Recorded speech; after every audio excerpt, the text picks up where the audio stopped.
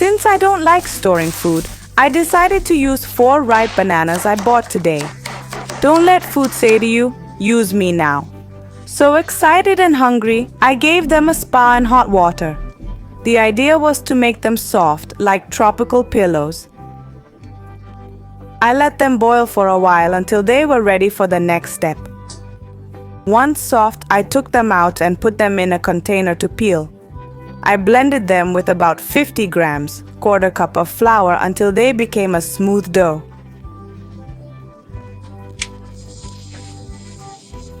While the blender worked its magic, I let the mix cool and went to find an onion.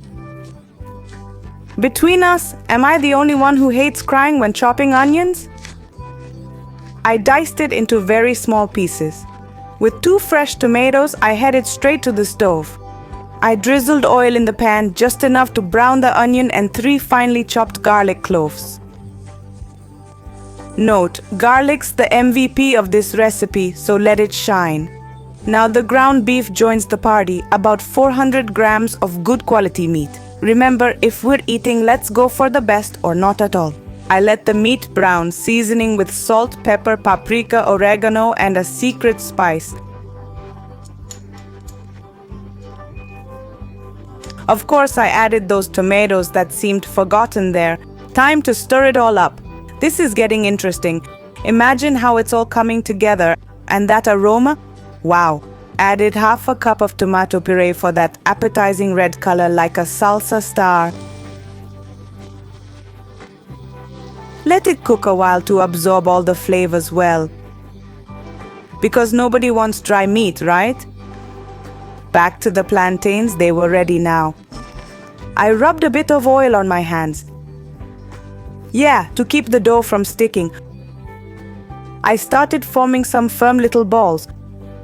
Oh, I almost forgot to mention, I grated about 100 grams of mozzarella. I prefer Gouda, but mozzarella's the classic choice today. I put some cheese and seasoned meat in each plantain ball's center. I wrapped them well and repeated with the rest of the dough.